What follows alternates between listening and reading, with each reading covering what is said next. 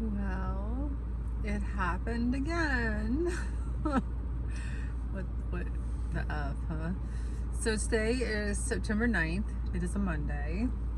And I am getting in the car because I have to go get Amber because I had to borrow her truck because the car, it's right there, that I was driving got rear-ended.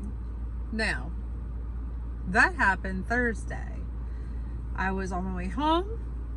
I was on my road and I was turning into my driveway, and the person behind me was just not paying attention at all, and they rear-ended me decent, like hard. Yeah. So I have been dealing with the fact that I got rear-ended in April. So 5 months and 3 days before this accident, I got rear-ended by a drunk driver who then fled the scene. We know that he was a drunk driver because the person behind him in traffic, before he hit me, was calling 911, was on the phone with 911 because of how erratic and bad he was driving. And then when he hit me, he did pull over, threw out a lot of alcohol bottles and stuff, was pretty obviously inebriated, and then decided to leave. And there was witnesses to all of that. So that guy hit me. I had a full-on panic attack on the side of the road. And my daughter, who is autistic, our oldest, functioned really well at that point. All of the work we've done to help her function paid off because she was able to use the phone and to talk to people when I was absolutely not able to. This time I was alone in the vehicle and I was turning into our driveway. So my kids were home. Our kids are adults, but like young adults. And they were home and they came outside. I am on anti-anxiety medication and I have a prescription for panic attacks. So I was shaking pretty bad. I was pretty disassociated with my body. I'm still trying to like get my brain back in my body, or like my mind back in my brain full time. I don't know if that makes sense. I feel like I'm just kind of like floating outside of myself a little bit, like a little disconnected. But yeah, so, and I was like, I need you to go get my medicine for me, because they saw something happen, or they heard something happen, and they were like, did mom just get hit?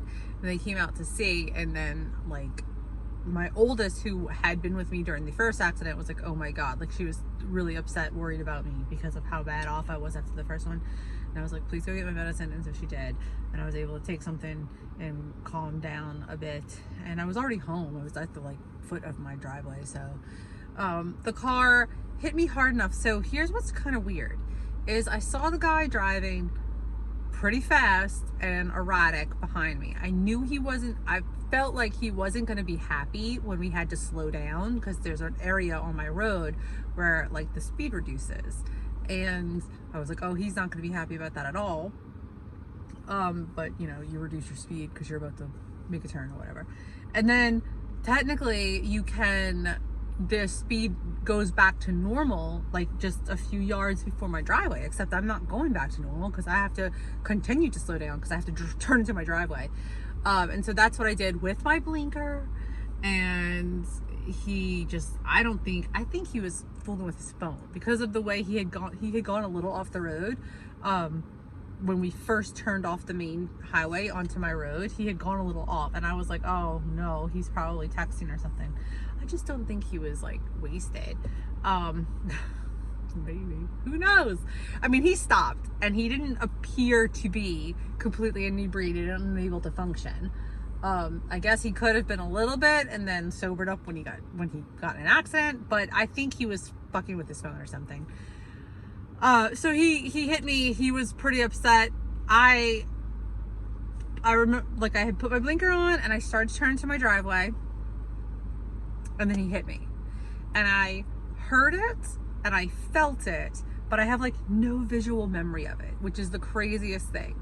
The next thing, and it's not even like I closed my eyes and I have a visual memory of like darkness or like having my eyes closed, it's like a time jump in my visual memory, which is the weirdest thing, because like I said, I heard it and I was like, I just got hit, like, you know what I mean? But when I got out the car, so like I got hit and I fully expected to still be in my driveway, but he hit me hard enough that there's like an emergency pole, not an emergency, an electric pole, and so it's got like the pole, and then it's got like the wires that come down, like the big yellow guards. I was pushed off of my driveway over a ditch, so I guess it kind of went like down and up, and there's a rose bush that grows between the electric pole and the yellow wires that hold it up, and my bumper was touching that rose bush, so I didn't hit the pole or the wires, which both would have been very bad for me. And I came to a stop there. The front of the car is messed up because it ran off the road and into like bricks and into like a ditch. The back of the car is messed up because it got smacked really hard. The back passenger door won't open because it's squished. The inside of the car smells like rotten milk because I had an iced coffee that went everywhere, and I had also gotten food and drinks for the girls, like in my console. It was in my console, and those like exploded all over, so there was just like soda and coffee everywhere. It was crazy. And then immediately this Monday I had to drive, and I am a panicked mess. But it's the pulling into my driveway, which is the scariest. Like both times I started to cry, and like my heart is going fast and my chest gets tight and squeezy, and I can, I guess technically, take my anti-panic attack medication and drive, because I do know what it does to me, and I don't think it puts me to sleep, but I don't feel comfortable doing that, so I'm not. And so that's a little scary and uncomfortable. So today has been an uncomfortable day. This weekend has been an uncomfortable weekend. My body is feeling way better. You know, I'm fine. Like, I didn't like break my neck or anything, but the only thing is, so all of this got really tight. My ears felt like they were stuffed with cotton. My neck hurt, my upper back hurt, and it still is all very sore. It's to be expected, but it's way better. Like, it got worse, got worse, got worse. Now it's getting better. But like this part, my shoulder, and this part of my arm, is just like really in a lot of pain. So that is not necessarily resolving. I might wind up going to like urgent care to talk to them about it, because I don't know, like, I don't know. This hurts. Ugh, like trying to grab that hurts. But it's functioning. I'm functioning. I don't know. Now we just wait until the